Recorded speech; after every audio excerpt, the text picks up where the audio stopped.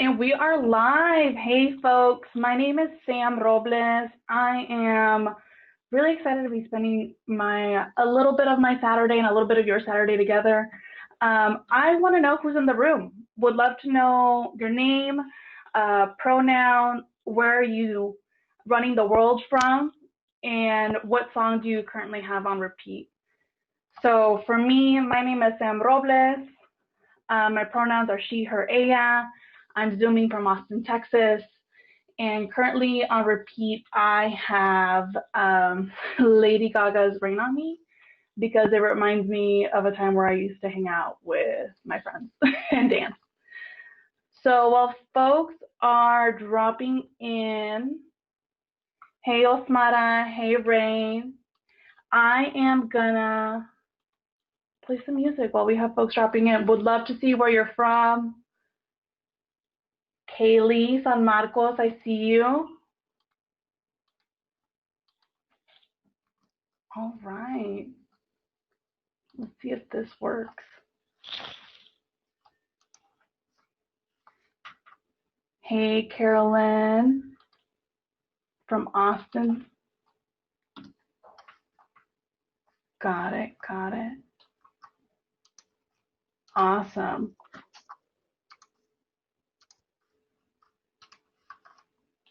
Great, great, great. They, them, Kamari. Did I say that right? San Marcos, tuning with my partner who's also in San Marcos. All right, Daisy. I'm trying to play some music, but YouTube won't let me play it. It's not gonna let me play, folks. That's okay. Oh, hey, Ash, what's up? Oh, this is great. Okay, folks, I'm so glad to see y'all dropping your name. Keep it coming. I know y'all have been having a lot of time connecting with each other today.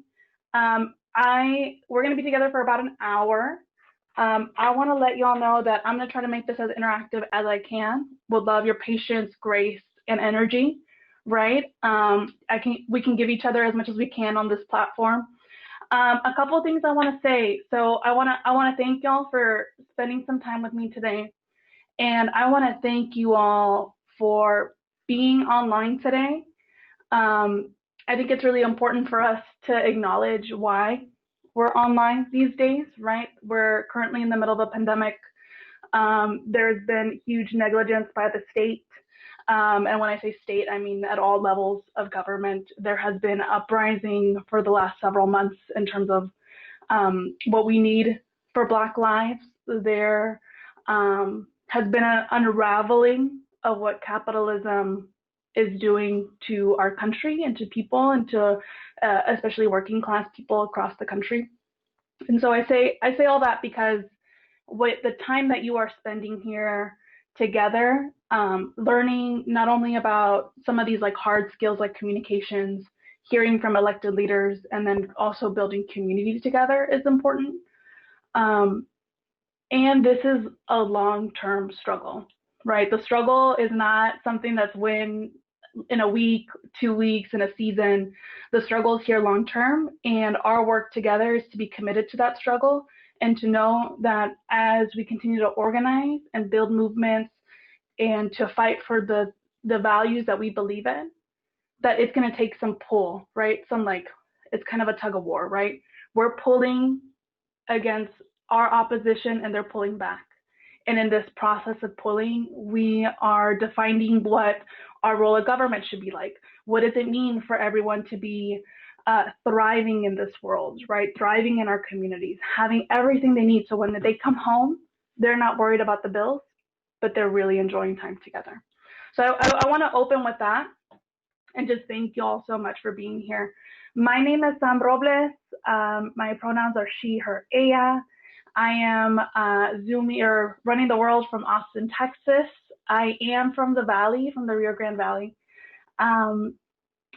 I have been doing communications in Texas and working in social movements for the last 7 years. I was born in Brownsville. My parents at some point moved up to Minnesota, and they worked in factories up there, but where I call home is Matamoros, Tamaulipas. I grew up on the border as a teen, and I crossed the International Bridge every day to go to school. I want to let y'all know where I'm from, what I'm about.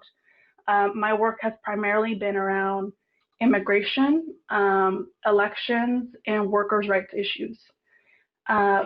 This is really important to me because when I started working in the immigrants and workers' rights world, the sort of narrative that they were telling about people who lived in my community was not being told by the people who lived there.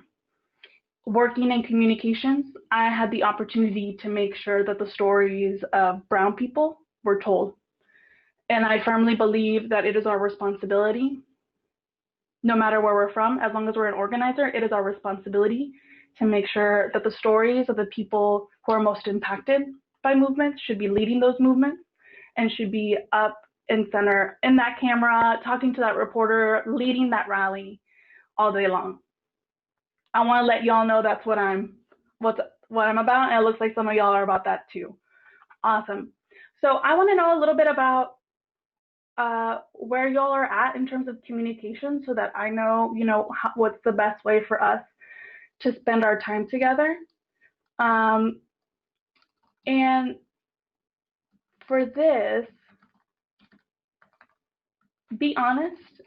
There was a point where I did not know what to do and said a lot of funny stuff on camera, and it took me a while. So I am filling out a poll here.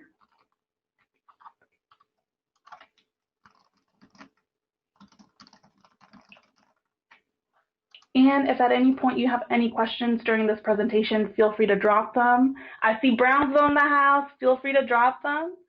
And then we're going to be pulling some questions out for the end. And let me see, can we...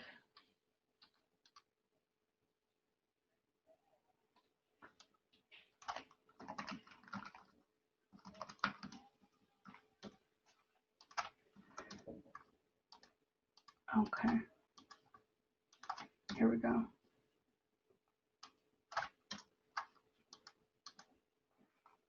Want to know where you're at.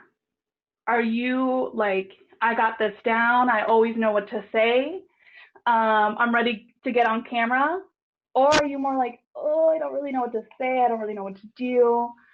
Okay, yes, bring it in, bring it in. I appreciate this. This is super helpful because I can't see y'all's faces, so it's really helpful seeing where y'all are at on this. Awesome. Okay. Awesome. Folks are going back to journalism and have previous experience with AV and broadcast. Bomb, bomb, bomb. Okay. Yes, keep it bringing. So a lot of folks are like, I don't know what to say. That's cool. We're going to figure it out here together in our time together. When I was a student at UT, I organized around UT's affirmative action case. And I was a top 10% student, but I was like, whoa, we got to really talk about this. This is really important. We need to talk about race being included in holistic admissions, right? Whatever, blah, blah, blah. Look, I was a sophomore in college and I was doing organizing. I was probably the only one who really cared about this. But I started working with a couple of lawyers and they pulled me in to do my very first press conference at the Capitol. I had never done it before. I wrote some talking points. No one looked over them and I just said some stuff and it was nerve-wracking. And so I've learned in the last 7-8 years what you should and shouldn't do. And I think before we even drop into that, there's going to be some things that I want to know from y'all. So this is good. I love where we're at, and I know y'all can see this. A lot of us don't know what to say, and that's okay. Our goal today is for you to leave having a little bit more of the knowledge to figure out, how do I say the thing? How do I look good saying the thing? And what do I need to do to make sure that I'm doing this all right? So I'm going to end this poll. Awesome, awesome. I see you, Fatima. Awesome. Needing to find the balance between being honest and direct and not letting the excessive Scorpio in my chart scare people away. That's real, girl. That's a lifelong struggle as someone who also has some Scorpio in her chart. I see you. All right. So today we are going to go over a broad overview of messaging development. We're going to go over some best practices. And if we have some time at the end, we'll go over, how to get to know reporters, right? But because a lot of folks don't know how to develop that message, we're going to spend a bulk of our time in here. Now, to help understand communications and messaging, there is a little section of our brains that holds all of our dearest thoughts. It's like a treasure chest. So when we hear something that resonates with our views, our values, we're like, yes, I want to grab this. I want to put this in my treasure box.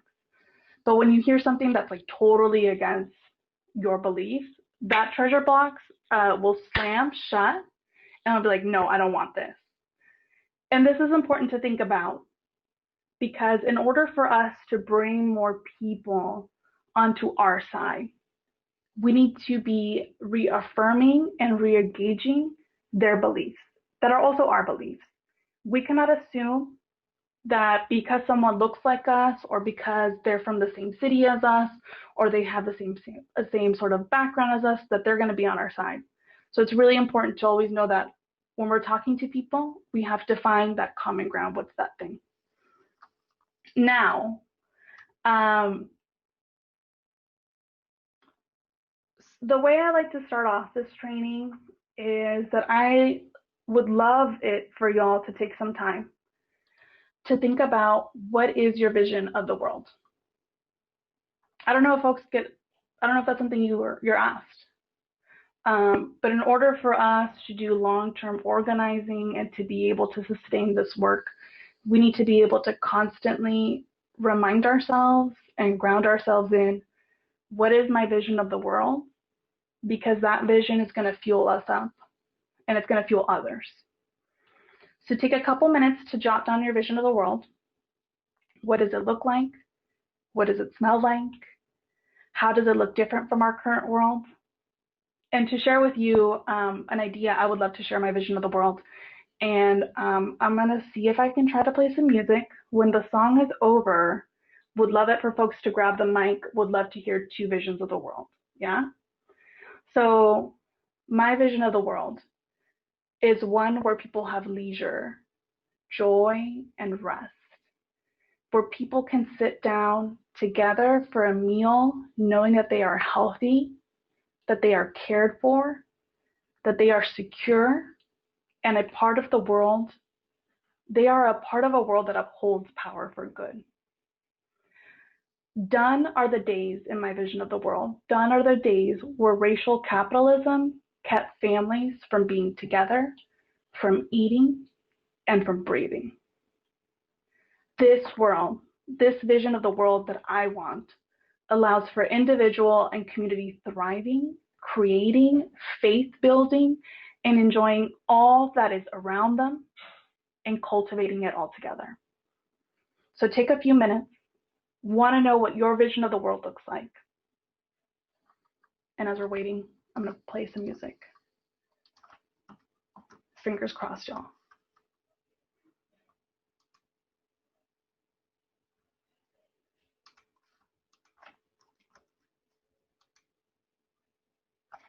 Yes, we got it.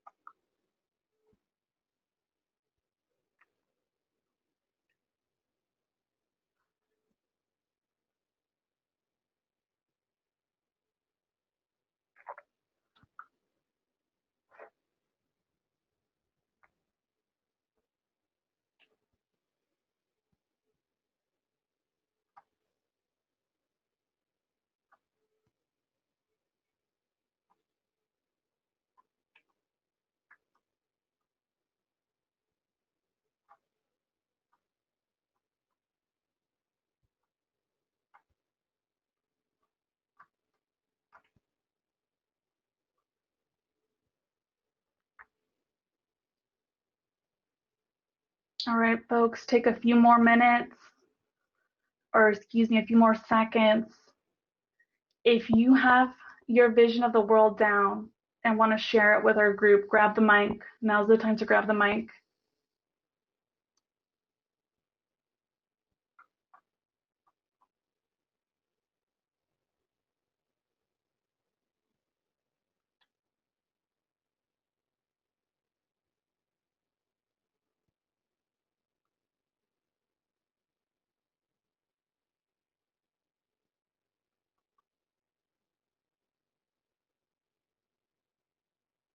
Oh, there's no mic here is what I'm getting. All right, hold on. Let's see if we can find that mic. Gonna end that. Do you see a mic? You need a camera. I see that. All right, if folks are able to see it, grab the mic. If not, I'm gonna go ahead and read some. Feel free to drop them into the chat. Arash from Dallas, yes, says, I want to see a world where institutions and systems are designed primarily to do no harm, but rather to help people. A world where equity, where some can and not just lord their power over others. Beautiful. Oh, Lisa, I think you might have the mic. Kaylee at Texas State says, I want a more sustainable and equitable system in the long term. But in the short term, I want Texans to be able to register to vote. Yeah, girl, we need that right now. And by mail-in absentee ballots without exceptions, right? That's what our role of government should look like. That's what I see. Oh, Lisa says she does not see anything on her end. All right, folks, feel free to continue to share your vision of the world. This is the thing that's going to ground us. And this is the thing that's also going to help us as we're shaping our message. And shaping our message and figuring out how do we say a thing. So I'm going to share my screen now. We're going to do an exercise. So it's called the message box. I'm going to ask y'all to list a couple of things, and we'll see how this goes on the chat. But it's going to require y'all to put some stuff in the chat, and then I'm going to write some stuff on this message box you'll see in a few. And before we jump into this exercise, I want to ask you, if you are a sibling, a caretaker, if you are someone in the community who's constantly thinking about others, I want you to really hone that in right now. This is going to be really important for all of us to kind of get into our nurturing side as we do this exercise. So the message box is an exercise you can do as you are creating your message. And this is something that anyone can do on any issue. And today we're going to be doing it as pro-vaccines versus anti-vaccines. I'm not asking you where you are on the issue. Today, I want us to be able to go over in the next 10 minutes where people stand on this and what their values are. So in a message box exercise, you do us on them, or us on us, them on them, us on them, and them on us. And as we go through this, you'll start seeing the different sort of layers in which a message is created and what works and what doesn't work. So let's jump into this exercise. Us on us. Us on us is we are pro-vaccine. What would we say about ourselves? What would we say people who are pro-vaccine are? Maybe some folks might say that people who are pro-vaccines care about the life of others. Some people might say that because we believe in vaccines, we believe in them because they're science-based. What else? What else is us on us? What are some of our values if we're pro-vaccine?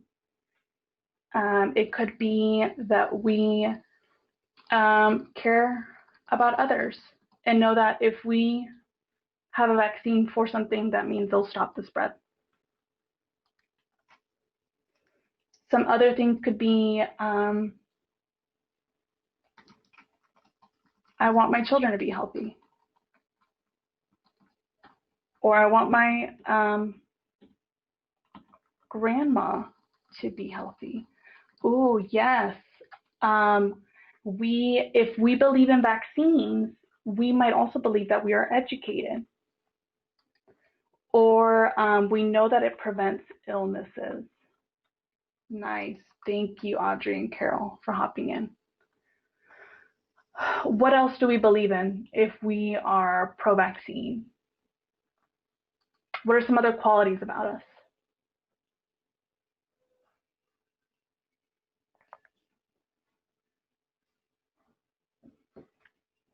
We believe in information, seasonal wellness, right? We're checking in, doing that kind of stuff.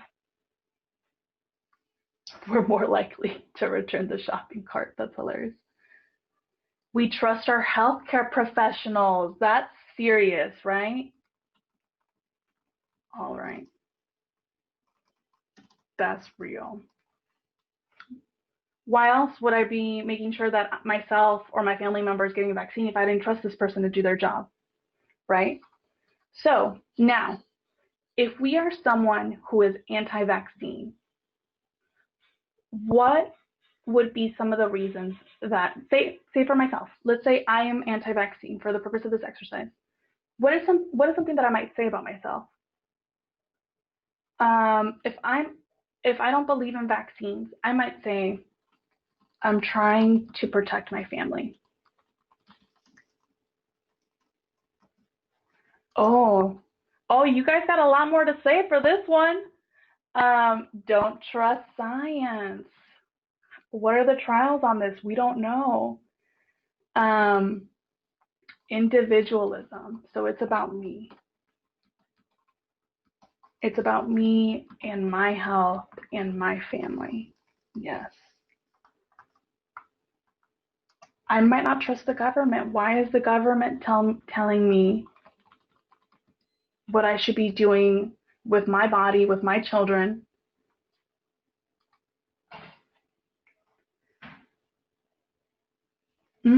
So some people, maybe if I'm someone who believes in not getting vaccines, I might be more religious.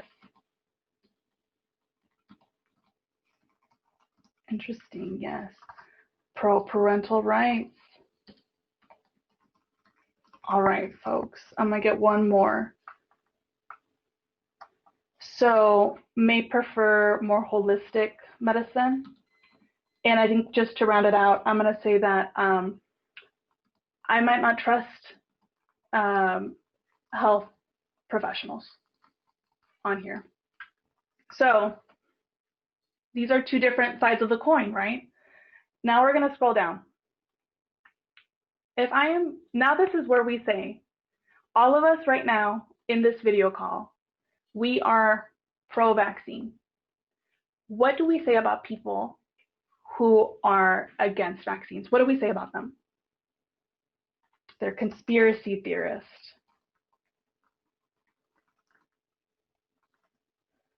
What else do we say about folks? They don't have all the information. Uneducated. They don't trust in science. They only think about themselves.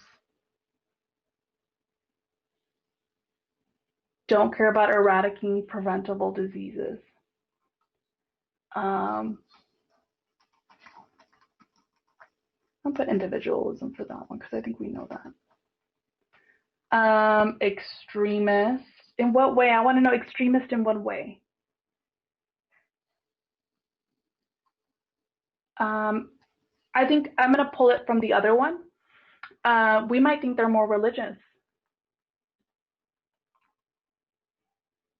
Maybe you mean extremists in that way. Anti-government. Okay. Now we're flipping it all. Now, right now, all of us we are all right now against vaccines, y'all. We're against vaccines. We're looking at this other chat room over there and we're saying like, wow, look at all those pro-vacciners. What will we say about them? What's the thing that we're saying about people who believe in vaccines? They want to control us. That's a good one. They don't care about their families. Interesting. What else? They put too much of their hands into the government.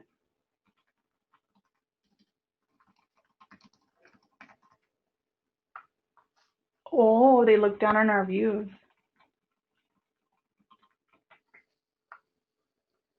They're putting toxins into their body. What else, folks? Let's get a couple more. We are against vaccines, and what do we say about people who are for them?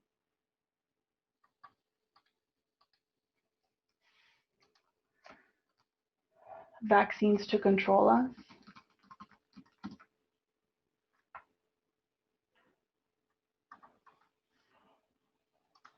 They can cause harm. So because of their beliefs, because of pro-vacciners' beliefs, if I'm someone who's anti-vaccine, their beliefs can cause us harm. They can cause my people harm, my family harm. All right, y'all. So this exercise is meant to help us look at what is the conversation happening around an issue that we're looking at. And the reason I ask you all to really think about like that nurturing side of us, that caretaker side of us, that person who cares about other people, is because this isn't it is labeled us versus them. For us to really understand the issues, we need to put ourselves in the shoes of our opposition at times. Because there might be some people here who might not have information, and it's like, how do we reach them? People who might be completely at the opposite end of us, we might not ever win them. But there might be some people that we can win. This is a pretty extreme example, and as an example I usually touch on, I think now in today's world and in pandemic life, it is so real, it's hitting really hard for us, and I think there's something really important to learn about this as well. But when we look at us versus them, one thing that I think is really important to look at is what are some of the outliers that we're seeing. When you look at both sides believe that this thing that they're doing is to care for their families, for their people.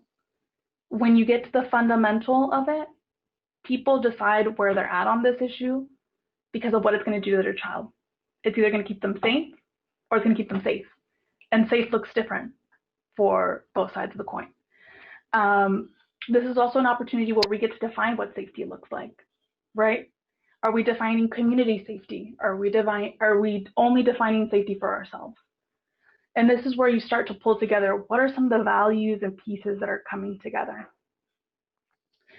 We might say that they're more religious, but there's also in our community a Catholic church who's promoting free flu shots, right? And making sure that their community members have access to flu shots. So there's something there, right, that we can look at and play with. They might not trust medical professionals.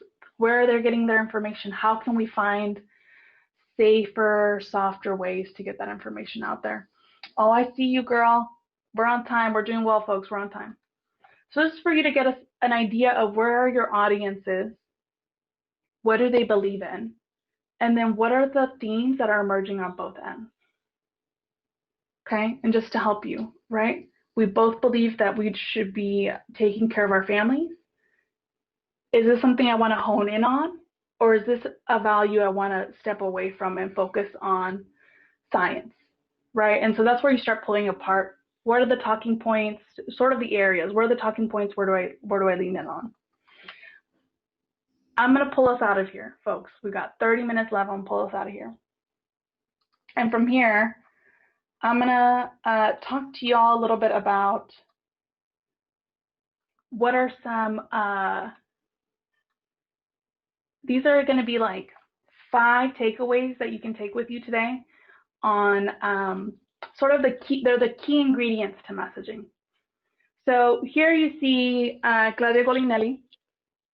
She is an electrician. She is a mother. She works in the Dallas area. And in this photo, she is talking about the need for rest breaks. She's a construction worker. She's only working in construction.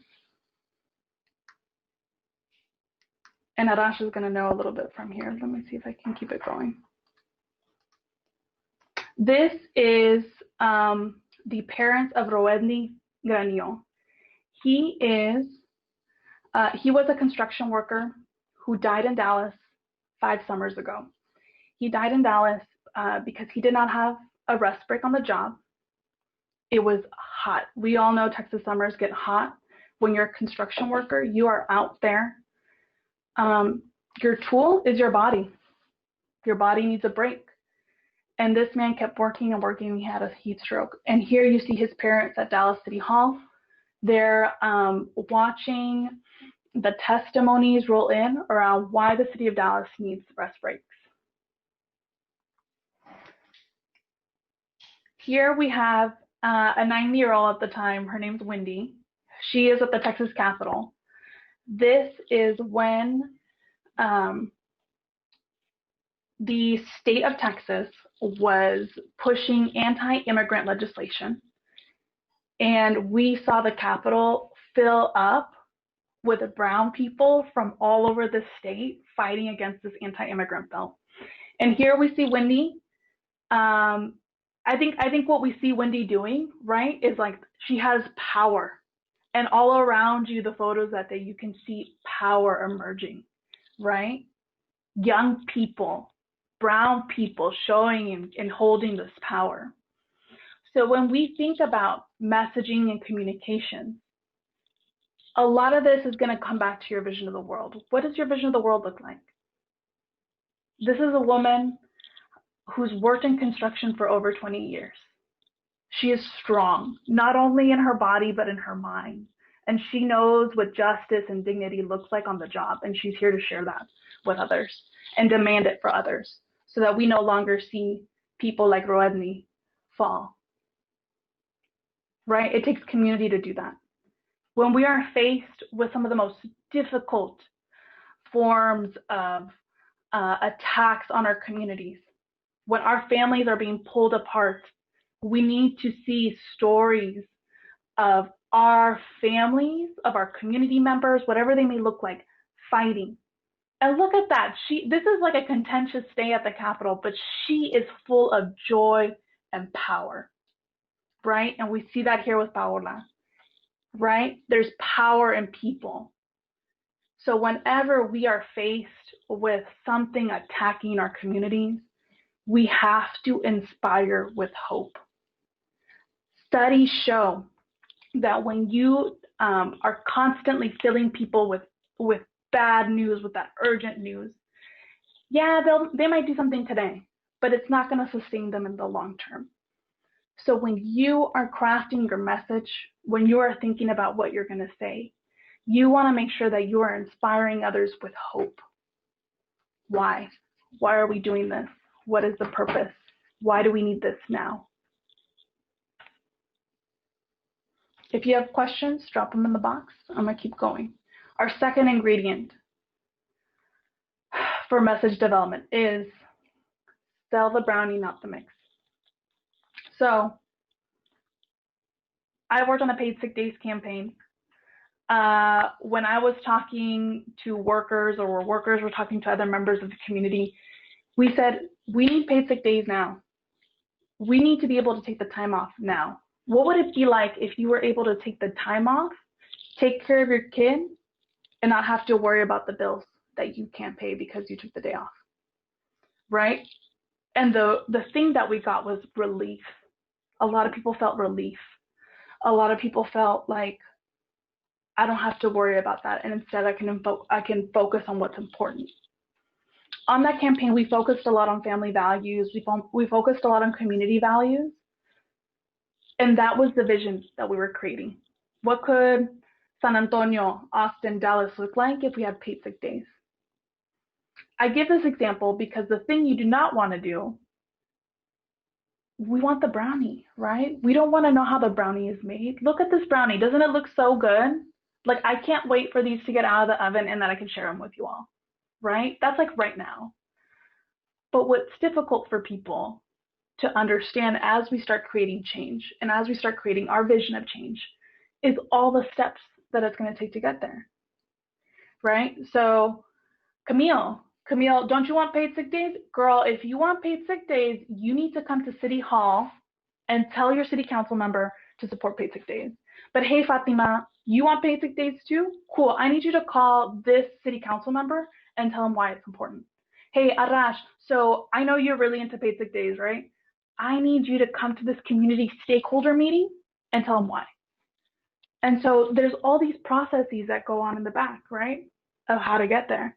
You're going to see this as organizers when we get into legislative session in a couple of months. And that's going to look completely different from how we've been operating for now. But when you talk about that process, we're losing people. So they're like, oh, I tengo que ir. I have to go to this stakeholder meeting, though Arash is down. But people want the brownie. What's the brownie now? What's the thing that feels good, that tastes good, that people can hold on to now? All right, we're going to keep moving. Our third ingredient. People want things. We don't want access to things, y'all, right? So you got to be clear. You got to be really clear with people what that thing is. I'm going to San Antonio. I want to go to Six Flags, y'all. I want to get on that roller coaster, right? Let me get on that roller coaster. I want to ride it. I want to have a good time. I want to ride like 5 roller coasters. But what I do not want, I don't want access to a roller coaster. What does that mean? Does that mean that then I have to take the day off to go to get on the roller coaster? Do I meet the right height to get on the roller coaster? Do I have the money to get into the grounds to get on the roller coaster? Right? Like, I don't want these access. Get access. What is that? Right? People want what they want, and give the people what they want. That vision that you're creating about that issue campaign, about what your community could look like, say it. Brownsville could be a city where everyone is able to get what they need and more. That's what people want. Every day, that's what people are working for. How do we give them that? Right? We're not saying people want access to jobs. ¿Qué es eso? Access to jobs, right? Like, that's probably something your family would say. So be very clear on what we're giving people. I'm going to keep going. Our fourth tip. There are 5. This is our 4th one. When we are talking about the issues that are impacting our everyday lives, we want to make sure that we avoid passive language. So what does this look like? In my community, I'm in East Austin. I'm seeing that my community is starting to look a lot different. It's no longer black and brown. I'm seeing more mainstream businesses pop up. What I do not want to say is we are being displaced. Because when I say we are being displaced, when I make it about us and when I use passive language, that's saying that it's my fault. Is it black and brown communities' fault that they're being moved out of the places that they've known as homes for years? No. And what we have to do is we need to make it very clear and name who is in charge of creating this thing that we're experiencing. Corporate developers and landlords are displacing millions of us in order to add even more of their abundant wealth. We have to name who is the villain that's doing this to us. What is the greater powers that be that is doing this to us, right? There is inequity in Austin. There's inequity in Dallas. There's inequity in Houston, in the Valley. Who is a part of creating this inequity, right? Because when we say we're being displaced, that doesn't give us power. And we need power. We need to name what that power is. Instead, we can say, it is these developers that are coming in and moving us out. They're moving us out to build big condos and apartment complexes that we can't afford. And instead, moving in people who aren't a part of this community and moving out people who have been here for so long. What we need is X. What's the thing that we need? right? So I want to make that very clear with folks. Once you name the villain, what's the thing you need? We're going to move on to number 5. Number 5 is really important. It's about not accepting your opposition's frame. What does that mean, Sam? What does that mean? What do you mean my opposition's frame? Who's my nemesis? So on a paid sick days campaign, for me, this looked like, Sam, what do you mean you want paid sick days? Don't you think that would put small business owners out of work? Don't you think that would close down a lot of small businesses if we had paid sick days? They can't afford this. To which I could respond, there are hundreds of businesses here in Austin, in San Antonio, and Dallas who provide paid sick days, and their businesses are still thriving. When we look across the country, there are dozens and dozens and dozens of city, counties, and states that provide paid sick days, that make sure that every single worker in their communities are able to earn paid sick days. And the sky is not falling there. In fact, their communities are thriving. So what I did not say in that answer was, nope, that's not what I want. I don't want community owners or business owners to lose their businesses, right? I didn't even acknowledge that until I got through my point. What I want to show you here is an example of DeRay McKesson. I'm going to stop sharing this screen really quick. And y'all, we could look, our faves are problematic. I want to start there. Our faves are always problematic. I know there's a lot of critiques about DeRay, and I welcome them. We can side chat about them. I'm using this example as a way to see how not to what this back and forth looks like when you're with a reporter. I saw that being something that folks were interested in when we started. I think one of the questions was like, how are you honest, but get to the point, or how do you create that spin? So let's watch this.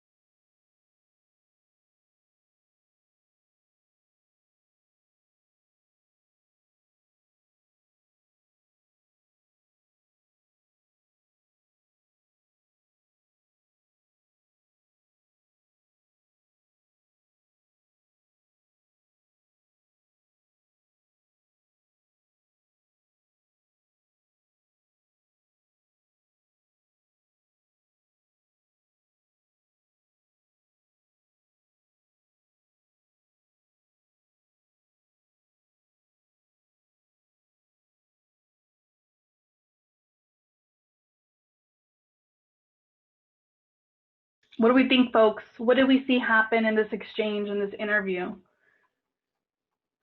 I'm seeing folks saying, I love political tennis, the nerve, this guy's good. What are some, what was Wolf Blitzer's sort of main point in this?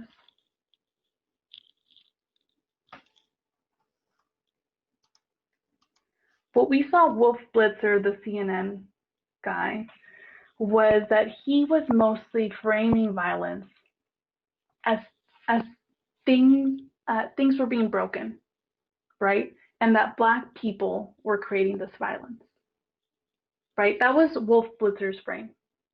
And he was trying to get DeRay to say, well, don't you believe that there's a better way to do this? Don't you believe this?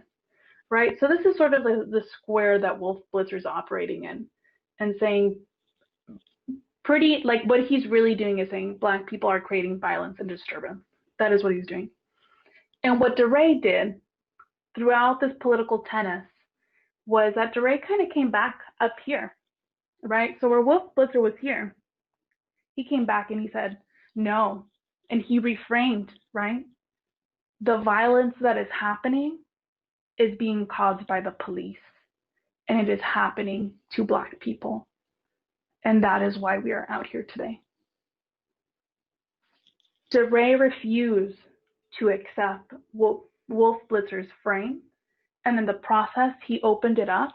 He was true to the talking points of what happened, and he made sure that Black people would not be vilified in this example, in this interview, right? Because we know that when we're organizing, when we're doing all this movement work, we are coming up on decades of our opposition owning that media, right? And owning those images and those stereotypes of us. And he said, no, this is what's really happening. And he stayed consistent to that. I see some folks say, I don't have to condone it to understand it, right? He didn't condone it. He didn't name it as wrong. But he did name what was happening, and that it's grief and people are feeling pain.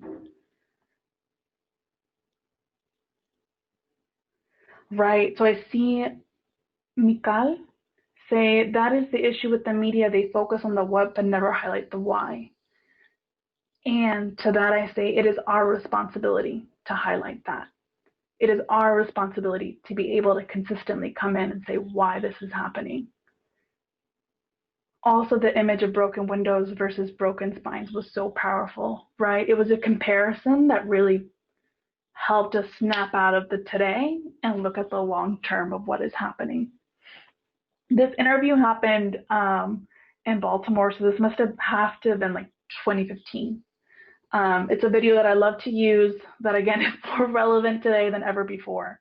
And also the ways in which,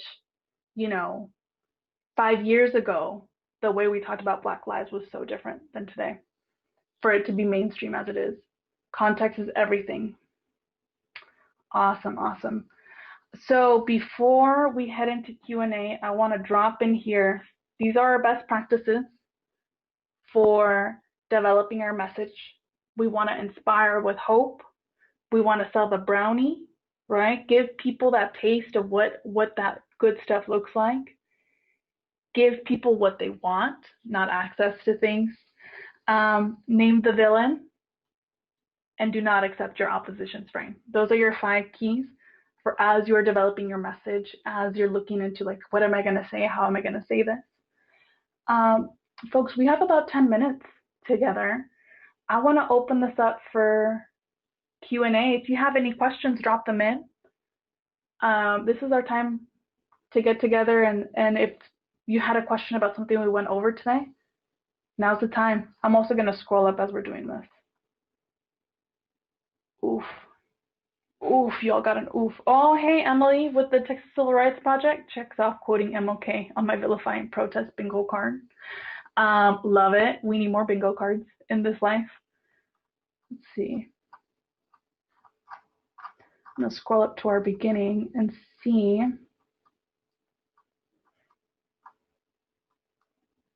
There were some questions up here for folks.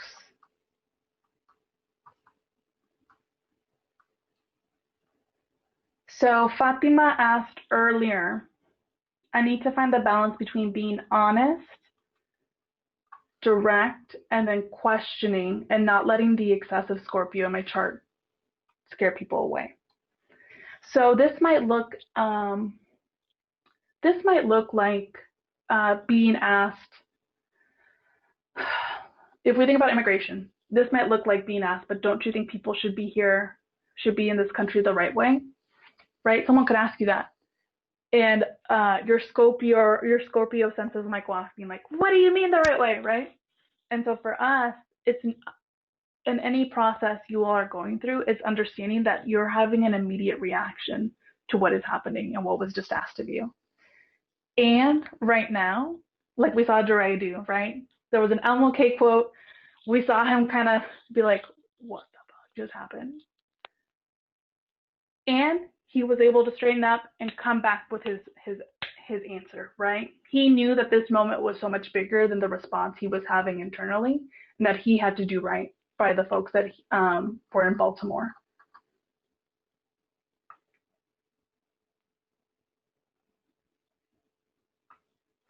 Oh, Jordan asked, like you said about selling the brownie, how do you sell the brownie when there is necessary work to be done? Right, right. Jordan, so we want to sell the brownie. What is this belief that we look at, right? What is the thing that we're doing? If we go back to the paid sick days example, we're talking about what paid sick days could do for people's lives, right? If we talk about now in the pandemic, we can even talk about, you know what? Every family should be able to get $1,000 a week if they stay home and wear a mask. Get $1,000 a week, right? What does that do? That's like a big load off for people, right? You don't put yourself in danger. You have what you need to cover your expenses, right? We're talking about that. That is the main idea to get folks interested, right? That might be your main idea for folks. You know, there's a lot of different ways you could think about this. Maybe I'm talking about this at a rally. That's the main thing I want to hit. I want people to understand that. Maybe I'm doing some social media. Maybe I'm doing a Facebook Live and talking about what's happening in my community and what we need. Or maybe it's a post, right? I want to highlight that every point of the way. Where I get into the specifics about the brownie, the instructions on how to create this brownie, that is when someone is like so bought in. They're like, hey, I want this brownie. What do I got to do? And that's when you start pulling people in, right? If we think about like how we communicate with people, the brownie is for folks who are on our social media, who are on the news, right? Who are watching the news. That's where we're selling the brownie. The instructions of the brownie are like the WhatsApp group that we have going on about what we're organizing, what we're doing, the email list that we have to make sure people know what they need. That's kind of the difference between the two, the way in which we're reaching people. Arash asked, I'm going to try to answer this in the next 5 minutes really quick. Arash asked, what is the best way to get a reporter to cover your action? So there's so much happening right now. We're doing things so differently than before. In order to get a reporter to cover your stuff, there are a couple of things you want to do. You want to know what are the news outlets and the reporters in your area. Now, I think a part of this is like, how do I want to reach people? Do I want to get the NPR station, or do I want to get that AM station that my abuelito listens to in the mornings, you know, when he's getting something, getting breakfast going, right? Like, who's that person you want to reach and why? And then I recommend folks, it is easy as it sounds, calling that station, calling that newspaper, emailing them, and just letting them know what's going on, right? That is the way we get folks in. Making that call, sending that email, that DM via Twitter, and letting them know, like, hey, this is going on, this is why it's important. That why. What's the why, right? Our vision of the world, why do we need people to listen? That's how you pull them in. And you got to throw your shot. You got to like shoot the shot, ask those people to show up. And it's incredibly scary. And when you consistently do it, it pays off. If folks have any questions for me, I'll make sure that you have my email address. But like, if you have any questions right now, that's my Twitter. Send me a DM. I'm happy to keep this conversation going. If there's anything specific that you're working on or want to, do some sounding board off, let me know. I'm here for it. I love the work that y'all are doing here at Texas Rising. It's incredibly important work. We can't do the lifelong movement building and movement work to get to that vision of the world without young people, right? It's taking you and me and more people who look like you and me to get this work done.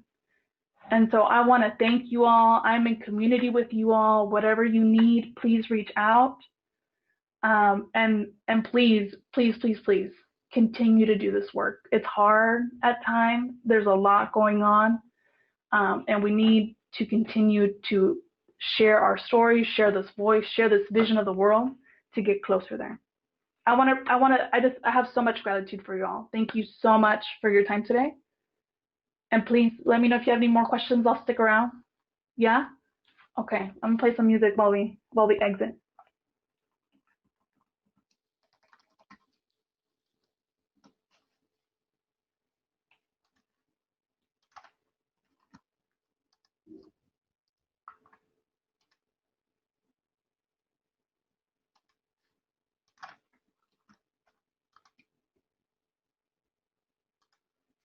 They will not let me share Lady Gaga.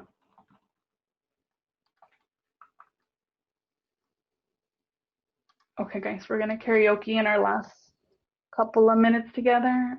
Again, I'm staying around for questions. Let me know if you need anything. Thank y'all so much for your time today.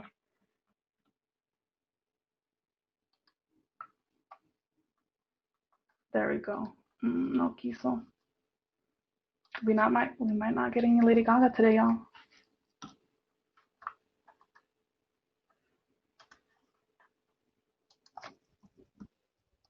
You can follow me on Twitter next as I rage a campaign against YouTube for not letting me play Rain on Me. I do have an Instagram. My Instagram account is Sam fucking Robles. And I'm also on Facebook as Sam Robles.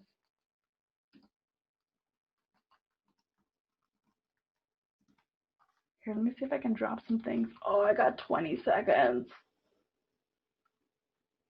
Y'all, I appreciate y'all. Please, please stay connected. Would love to see the work that y'all are doing. I know there's a lot of work happening and that y'all are doing in the next couple of months to get us to where we need to be in November. And I appreciate y'all. It's not easy work. There's a lot happening right now, and the pandemic is impacting us in so many different ways. Hay que seguirle. We got to keep going. We got to do this to the best of our ability. Let me know. I want to keep track of y'all. I want to see what's going on. Oh, we're ending. Thank y'all so much.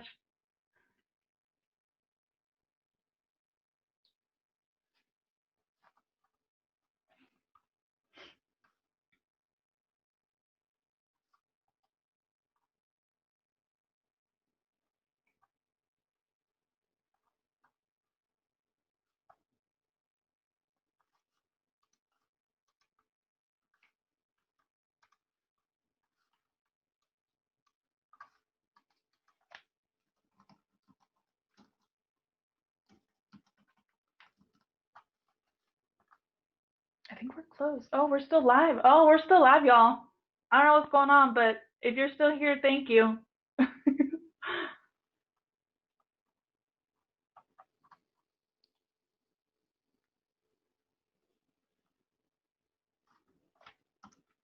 I really appreciate this. Let me tell you, this was interesting as a presenter because I can't see your faces, I can't see your reactions, and I had the comments to go over. So I'm inspired to start a YouTube channel now.